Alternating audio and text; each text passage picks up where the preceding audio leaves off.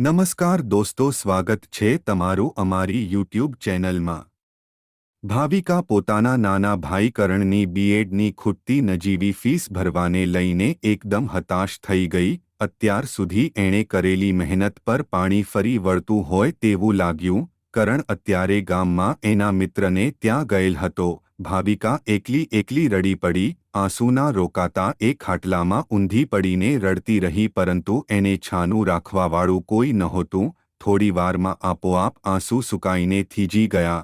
એનું મન ભૂતકાળમાં જઈ ચડ્યું। સંતોષી અને આનંદિત પરિવાર હતો ભાવિકાનો। પિતા વિનોદભાઈ અને માતા ધર્મિષ્ઠાબેનનું જોડું જ કુદરતે એવું નિર્મ્યું હતું કે સૌને વહાલું લાગે। વિનોદભાઈ ગામથી 5 કિલોમીટર દૂર આવેલ શહેરમાં ભાડાની દુકાનમાં ટીવી રિપેરિંગનું કામ કરતા હતા અને પરિવારનો આરામથી ગુજારો થાય એટલું કમાઈ લેતા। સંતાનમાં ભગવાને પ્રથમ ખોળે દીકરી આપી। મા બાપ સહિત 4 જણના પરિવારમાં નાનું ભૂલકાનો ઉમેરો થતા હરખનો પાર નહોતો। આ પ્રથમ ખોળાની દીકરી ભાવિકા 4 વર્ષની થઈ ત્યાં આ પરિવારમાં પુત્ર કરણનો જન્મ થતા પરિવારના બધા જ ઓરતાઓ જાણે પૂરા થઈ ગયા। વર્ષો વીતતા ક્યાં વાર લાગે છે। જોતજોતામાં ભાવિકાનું ગ્રેજ્યુએશન પૂરું થઈ ગયું। કરણ બીએસસીના બીજા વર્ષમાં હતો। વિનોદભાઈના માવતર તો 70ની આસપાસની ઉંમરે થોડા વર્ષો પહેલા વારાફરતી સ્વર્ગે સિધાવી ગયા હતા, પરંતુ વિનોદભાઈ અને ધર્મિષ્ઠાબેન પર અચાનક યમનું તેડું આવી ગયું। 26 જાન્યુઆરીના આગલા દિવસે વિનોદભાઈના શાળા ભચાઉમાં નોકરી કરતા હતા ત્યાં બંને ટૂંકી મહેમાનગતિએ ગયા।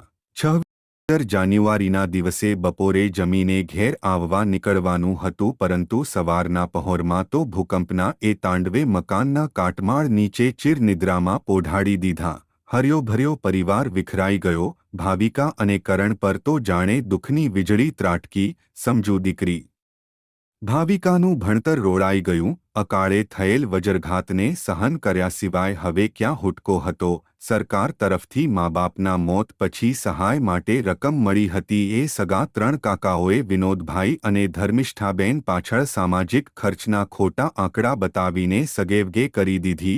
ભાવિકાએ જેમ તેમ કરીને કરણનું ગ્રેજ્યુએશન પૂરું કરાવ્યું। વિનોદભાઈએ કરેલ બચત પૂરી થઈ ગઈ હતી। મા બાપ પાસેથી સામાજિક આર્થિક જ્ઞાનનું ભાથું મેળવેલ ભાવિકાએ આ દરમિયાન સીવણ ક્લાસ કરીને સીવવાનું શીખી લીધું હતું અને સંચો પણ વસાવી લીધો હતો।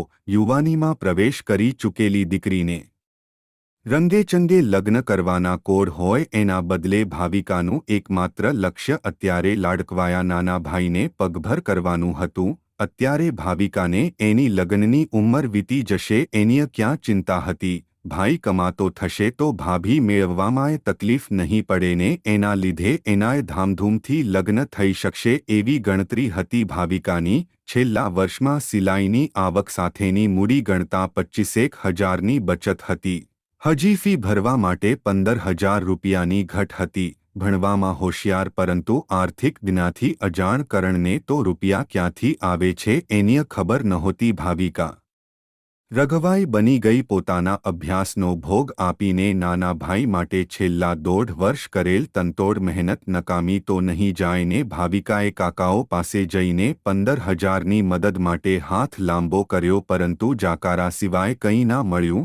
ગામમાં સુખી કુટુંબ દેખાતા હતા ત્યાં જઈને વ્યાજ સહિત 5 વર્ષમાં રકમ પરત કરીશ આજીજીભરી રજૂઆત કરી જોઈ, પરંતુ અનાથ ગણીને કોઈ મદદ કરવા તૈયાર નહોતું। સૌને એમ જ હતું કે નોકરીનો શો ભરોસો, આપેલા રૂપિયા ડૂબવાના જ છે, પરંતુ ભાવિકાને તો સંપૂર્ણ વિશ્વાસ હતો કે મારા ભાઈને નોકરી મળશે જ। ભાવિકાની નજર સામે રઘો ખોખર દેખાયો। એ માણસ આ ગામમાં ઊંચા વ્યાજે રૂપિયાની ધીરધાર કરતો હતો। ગામ બહાર નીકળતા એનું પાક્કું મકાન હતું। ભાવિકાએ ત્યાં જવાનું નક્કી કર્યું। આંખો લૂંહી નાખીને ભાવિકા ખાટલામાંથી બેઠી થઈ ગઈ। મોં ધોઈને થોડું પાણી પીધું અને હાંફળી ભાવિકા રઘા ખોખરને ત્યાં જવા રવાના થઈ।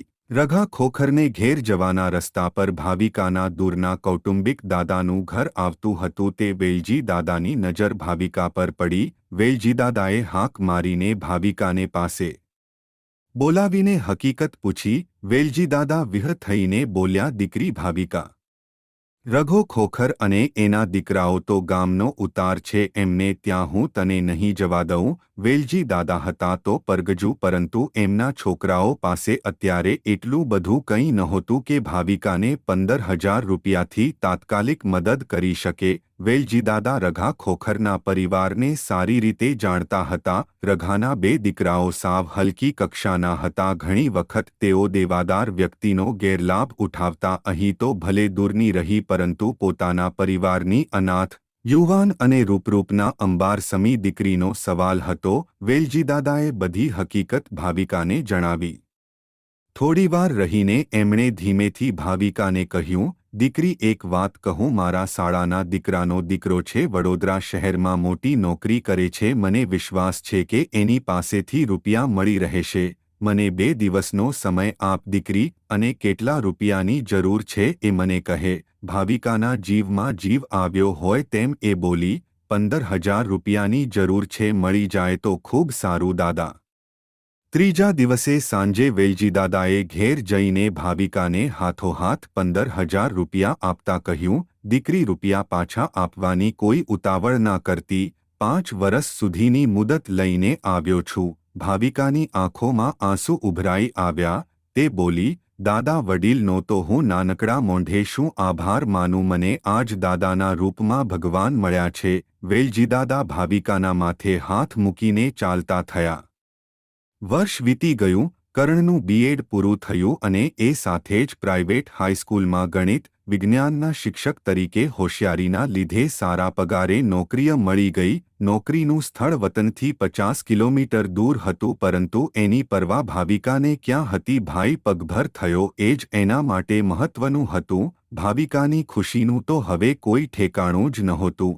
પોતાનો લાડકવાયો વીરો પગભર બની ગયો હતો. હા, હજી એની ઈચ્છા ભાઈને યોગ્ય પાત્ર શોધી આપવાની હતી. ત્યારે જ એની ફરજ પૂરી થાય એવું એ માનતી હતી. એ એની ફરજ પૂરી કરવા સમાજમાં ભલામણો કરી રહી હતી. પરંતુ 4 મહિના વીત્યા ત્યાં તો કરણે સામેથી જ કહ્યું, બહેન, મારી સાથે નોકરી કરતી અંગ્રેજી વિષયની શિક્ષિકા શાલિની સાથે મારે એકદમ સાદગીપૂર્ણ રીતે લગ્ન કરવાના છે. કોઈ લાંબો ખર્ચ કરવાનો નથી. ભાવિકાનો આનંદ તો 7મા આસમાને પહોંચી ગયો. અને કેમ ના પહોંચે? હવે તો ભાઈ અને ભાભી 2 નોકરિયાત હતા. હવે એ સુખી પરિવારની સભ્ય બની ગઈ હતી. હવે એ મનોમન વિચારતી હતી કે એના માટે સારા ઘરનું માગું આવશે ને લગ્ન પણ ખૂબ સારી રીતે થશે. મહિનામાં કરણ અને શાલિની લગ્નગ્રંથિથી જોડાઈ ગયા.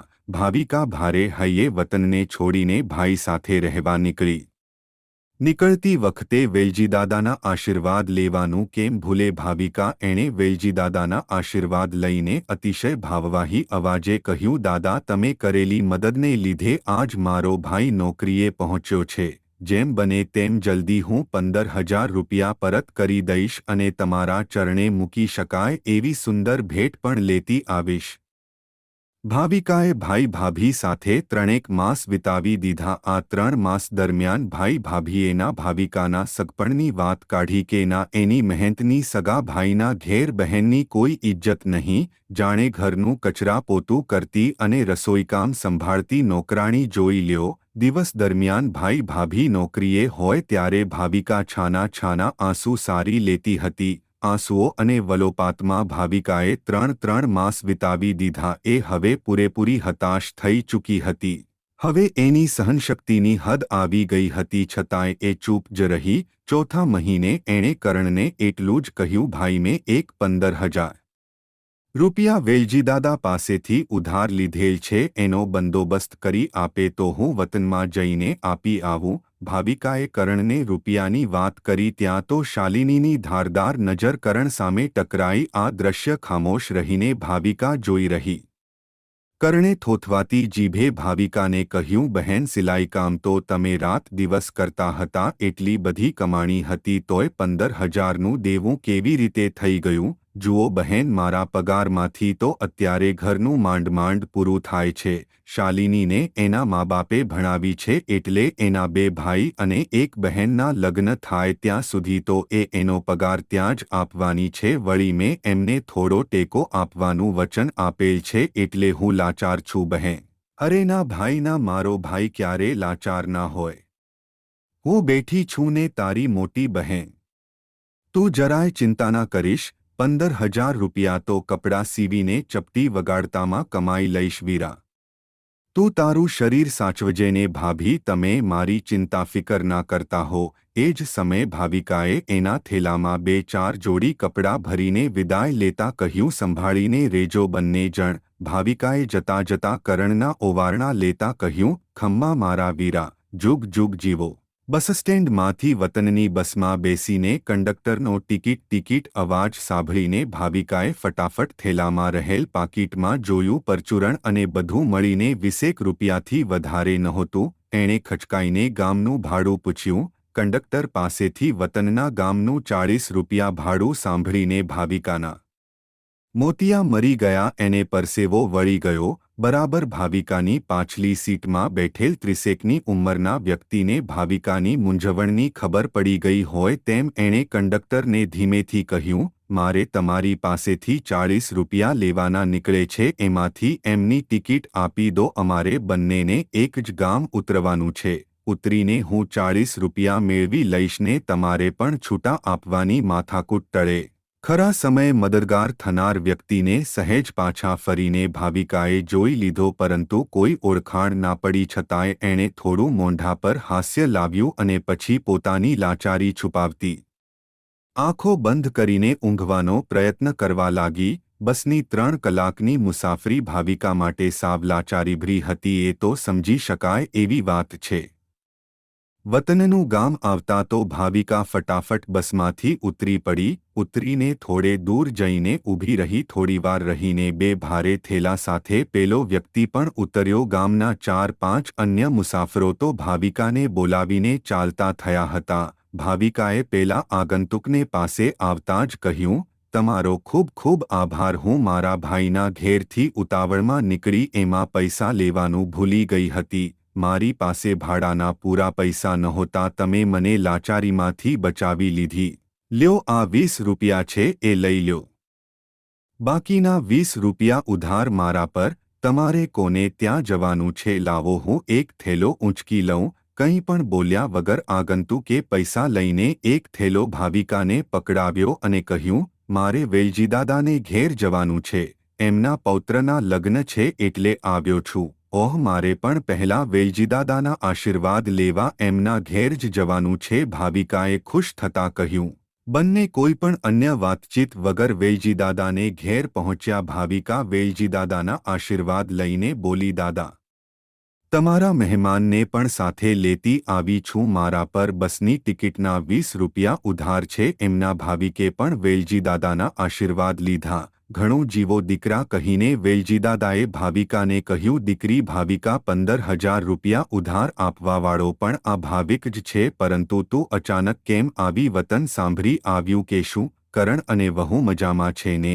ભાવિકા સમસમી ગઈ. એ વેલજીદાદાને તો જવાબ ના આપી શકી, પરંતુ એકીટશે ભાવિકને જોઈ જ રહી. વેલજીદાદાએ જ આગળ કહ્યું, શું જુએ છે દીકરી? એ આમે ઓહાબોલો છે. એમાંય ભગવાને એને 2 વખત વજ્રઘાત આપ્યો છે. લગ્નના 3 મહિને જ અકસ્માતમાં એણે પરણેતર ગુમાવી દીધી હતી. 1 વરસ પછી સમજાવીને બીજા લગ્ન કરાવ્યા તો એ વહુ પણ હૃદયના વાલ્વની બીમારીવાળી નીકળી. ઘણી દવાઓ છતાં 2 વર્ષે એ મોતને ભેટી. એ વાતને આજે 5 વર્ષ થઈ ગયા. માંડ કરીને હવે એને લગ્ન કરવા સમજાવ્યો છે, પણ કન્યાઓ હવે ત્રીજી તેખલ કહીને નકારમાં માથું હલાવે છે. મહિને 60,000નો પગારદાર હાથે હાંડલા ટીપે છે. ખૂબ ખૂબ આભાર તમારો. જેમ બને તેમ જલ્દી તમારું લહેણું હું ચૂકતે કરીશ, ભાવિક કહીને ભાવિકા સડસડાટ ઘર તરફ ચાલવા લાગી. ભાઈએ પહોંચાડેલ આઘાત ભાવિકાને ચેન પડવા દે એમ નહોતો, પરંતુ એણે મનને મક્કમ કરી લીધું. ભાઈએ આપેલ બધું જ દર્દ એપી ગઈ. ગામલોકો આગળ શહેરમાં ફાવતું નહોતું કહીને એણે સંચાને રાત દિવસ સુખ દુઃખનો સાથી બનાવી લીધો. એણે ઘણા મનોમંથન પછી બીજું પણ કંઈક મનમાં નક્કી કરી લીધું અને બરાબર 3 મહિના પછી વેલજીદાદા પાસે પહોંચી ગઈ. દાદા, આજે હું એક વાત કહેવા આવી છું. ભાવિક સાથે હું સંબંધ માટે તૈયાર છું. મારા જેવી ગરીબ છોકરીને તેઓ પસંદ કરશે. અને બીજી વાત એ કે 3 મહિનામાં ખાતામ પીતામે આ 7,000 રૂપિયા બચાવ્યા છે એ ભાવિકને પહોંચાડી દેજો. બાકીના 8,000 3-4 મહિનામાં આપી દઈશ. ભાવિકની જો ઈચ્છા હશે તો એમની સાથે હું જરૂર લગ્ન કરીશ, પરંતુ એમનું લહેણું ભરી દીધા પછી ભાવિકા પૂરા આત્મવિશ્વાસ સાથે બોલી. વેલજીદાદા ટગર ટગર ભાવિકાને જોઈ જ રહ્યા. પછી ઘડીભર રહીને બોલ્યા, દીકરી, હું આજે ખૂબ જ ખુશ છું. તારા જેવું પાત્ર ભાવિકને ક્યાંય ના મળે. એ તો આ વાત સાંભળીને જ હરખઘેલો થઈ જશે. પરંતુ એક બીજી વાત તને પૂછું છું દીકરી, કરણ તને કંઈ નથી આપતો? ના દાદા, એવું નથી, પરંતુ હમણાં એનો હાથ બંધાયેલ છે. એક તો નવી નોકરીમાં ઓછો પગાર ને પાછા શહેરના ખર્ચા. ભાવિકા નીચું તાકીને બોલી ગઈ, પરંતુ જમાનાને જીરવી ગયેલ વેલજીદાદાને સમજતા વાર ના લાગી. તેઓની આંખો ટપકી પડી. તેઓ માત્ર એટલું જ બોલ્યા, ધન્ય છે દીકરી તને. વેલજીદાદાએ બીજા જ દિવસે વડોદરા જઈને ભાવિકના હાથમાં 7,000 રૂપિયા પકડાવીને ભાવિકાએ કહેલ બધી વાત એને જણાવી. ભાવિક એકદમ ખુશ થઈ ગયો. બીજા દિવસે સહેજે વિલંબ કર્યા વગર રજા મૂકીને વેલજીદાદા અને ભાવિક આવી પહોંચ્યા. ભાવિક અને ભાવિકાની નજરો મળી. 8,000નું લહેણું અને ટિકિટના 20 રૂપિયા લગ્ન પછી લઈશ કહીને ભાવિકાની લાગણીઓ પર ભાવિકે અશ્રુમી પ્રેમનો અભિષેક કર્યો. થોડા જ દિવસોમાં વડીલોની સંમતિથી લગ્નતિથિ નક્કી થઈ ગઈ. આ પ્રસંગે કરણ અને શાલિની પણ હાજર રહ્યા. ભાવિકાએ કરણને કહ્યું, ખમ્મા મારા વીરા, કન્યાદાન આપવા અવશ્ય આવજે. ઘણો ખર્ચ કરવાનો નથી અને જે કંઈ ખર્ચ થશે એની બધી સગવડ થઈ ગયેલ છે. કોઈ બીજી ચિંતા ના કરતો ભાઈ. લગ્ન લેવાઈ ગયા. ભાવિકા પરણીને સાસરે ગઈ. સાસુ સસરા સહિત પરિવારનો પ્રેમ ભાવિકાને ભાવવિભોર કરી ગયો. તો ભાવિકના પ્રેમનું તો પૂહવું જ શું. નોખી માટીનો એ માનવી ભાવિકાને ખુદ એના કરતાંય ચડિયાતો લાગતો હતો. બધા જ દુઃખ દર્દને ઘોળીને પી જનાર ભાવિકાને કુદરતે વ્યાજ સહિતનું સુખ આપી દીધું. લગ્ન પછીના 6ઠ્ઠા મહિને ભાવિકાને એમએનો અભ્યાસ શરૂ કરાવ્યો. 3જા વર્ષે ભાવિકાને બીએડ કરાવીને જ જંપ્યો ભાવિક. 4થા વર્ષે ખ્યાતનામ હાઈસ્કૂલમાં ધોરણ 11-12ની અંગ્રેજી વિષયની શિક્ષિકા બની ગઈ ભાવિકા. પહેલો પગાર ભાવિકાએ ઇષ્ટદેવના મંદિરે મૂકીને પછી એમાંથી 8,000 રૂપિયા લઈને ભાવિકના પગે મૂકીને ભાવિકા બોલી, મારા ભાઈ માટે કરેલ દેવું આજે હું ચૂકતે કરી રહી છું. ભાવિક, એનું વ્યાજ હું તમારા ચરણની દાસી બનીને તમારી અને પરિવારની સેવા કરીને ચૂકવવાની કોશિશ કરીશ. ભાવિકને તો ખુશીના માર્યા પ્રત્યુત્તર આપવાના કોઈ હોશ ના રહ્યા. પરંતુ આ દ્રશ્યને જોઈ રહેલ ભાવિકાના સાસુ સસરામાંથી ભાવિકાના સસરાએ દોડી આવીને કહ્યું, બેટા ભાવિકા વહુ, જલ્દી ઊભા થઈ જાઓ. તમે મારા દીકરાની ચરણની દાસી નહીં પરંતુ આ ઘરના લક્ષ્મી છો. તો ભાવિકાના સાસુ તો સગી દીકરીને ભેટતા હોય એમ ભેટીને રડતા રડતા બોલ્યા, ધન્ય છે દીકરી તને. આ દ્રશ્ય કવિની કલ્પના શક્તિ કરતાંય ચડિયાતું હતું. જાણે ભાવિક અને ભાવિકાના સુખી લગ્નજીવનનો એક દશકો પસાર થઈ ગયો એ ખબર ના રહી. એ 10 વર્ષમાં ભાવિકા ક્યારે ભાઈ ભાભીને ના ભૂલી નિયમિત ખબર લેતી રહી. તો અત્યારે 70 પહોંચેલ વેલજીદાદાને કેમ ભૂલી શકાય.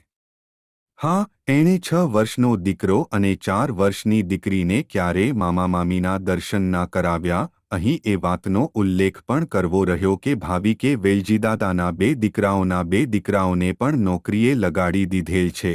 ભાવિકાને ગયા વર્ષે જ બઢતી પ્રિન્સિપાલ તરીકે મળેલ છે. હાલ આ હાઈસ્કૂલમાં અત્યારે ગણિત, વિજ્ઞાન અને અંગ્રેજી વિષયના શિક્ષકોની જગ્યાઓ ખાલી હોવાથી ભરતી માટે ઇન્ટરવ્યૂ શરૂ થયો છે. સંચાલક મંડળના 2 સભ્યો સાથે અન્ય 2 વિષય નિષ્ણાત શિક્ષકો અને ભાવિકા ઇન્ટરવ્યૂમાં બેઠેલ છે. આજે પ્રથમ દિવસે ગણિત વિજ્ઞાનના શિક્ષકની ભરતી છે. 4 ઉમેદવારોનો ઇન્ટરવ્યૂ પૂરો થયા પછી 5મા નંબરમાં કરણનું નામ બોલાતા જ ભાવિકા ટટ્ટાર થઈ. હા, એ તેનો જ ભાઈ કરણ હતો. ઇન્ટરવ્યૂ વખતે ભાવિકા ચૂપચાપ બેસી રહી. કરણનો ઇન્ટરવ્યૂ પૂરો થતાં જ ભાવિકા બહાર ઝડપભેર આવીને કરણ પાસે જઈને બોલી, ભાઈ કરણ, તારી નોકરીનું શું થયું? ભાવિકા સાથે નજર મળતાં જ કરણ ઢીલો થઈ ગયો. તે ધીમેથી બોલ્યો, બહેન એ પ્રાઇવેટ સ્કૂલ જ બંધ થઈ ગઈ. સંચાલકે સતત સરકારી નિયમોની અનદેખી કરી હતી એટલે સરકારે માન્યતા જ રદ કરી દીધી. 2 વર્ષ થઈ ગયા બહેન. તમારા ભાભી અને હું બંને અત્યારે નોકરી માટે આમતેમ ભટકીએ છીએ. ઘેર ટ્યુશન શરૂ કર્યું છે પરંતુ અત્યારે ચારે બાજુ ટ્યુશન ક્લાસના રાફડા ફાટ્યા છે એટલે પૂરતા વિદ્યાર્થીઓ મળતા નથી. અમે બંને અને 2 બાળકો અત્યારે રસ્તા પર આવી ગયા છીએ. બહેન, નોકરીની શરૂઆતમાં હું તમારી આગળ જુઠ્ઠું બોલ્યો હતો. 25,000 પગાર હોવા છતાં મેં તમને 15,000 રૂપિયા આપવાની અનિચ્છા દર્શાવી હતી. એનું પાપ હું અત્યારે ભોગવી રહ્યો છું. તમારી ભાભી પણ અત્યારે ઘણો પસ્તાવો કરી રહી છે. પણ શું મોઢું લઈને અમે તમારી આગળ આવીએ? બની શકે તો અમને માફ કરો બહેન.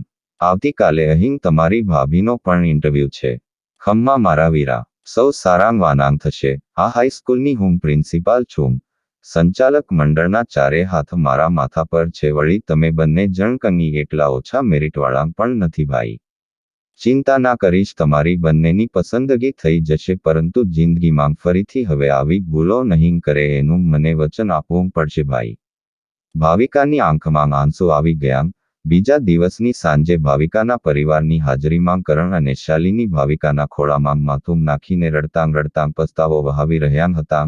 એમના બંને માસૂમ બાળકો વારાફરતી પૂછી રહ્યા હતા, મમ્મી કેમ રડે છે તું? પપ્પા તમે પણ કેમ રડો છો? આપણે કોને ઘેર આવ્યા છીએ? ભાવિકાના સાસુ બંને ભૂલકાઓને આશ્વાસન આપતાં બોલી રહ્યા હતા, તમે તમારા વહાલાં ફોઈના ઘેર છો, કોઈ ચિંતા ના કરો. ફોઈ કોને કહેવાય એ સમજવાનો અબૂધ ભૂલકાનો જરૂર પ્રયત્ન કરી રહ્યા હતા. પરંતુ ભાવિકાના દીકરો દીકરી એના દાદાને પૂછી રહ્યા હતા, દાદા આ લોકો કોણ છે? એનો જવાબ દાદાએ તમારા મામા મામી આપ્યો. ત્યારે બંને ભૂલકાનો બોલી ઉઠ્યા, મામા મામી તો બાળકોને ખૂબ વહાલાં હોય. મારી મમ્મી અમને અત્યાર સુધી મામા મામીના ઘેર કેમ ના લઈ ગઈ? ये वीडियो अच्छा लगे तो चैनल सब्सक्राइब जरूर करें, लाइक करें, शेयर करें। धन्यवाद।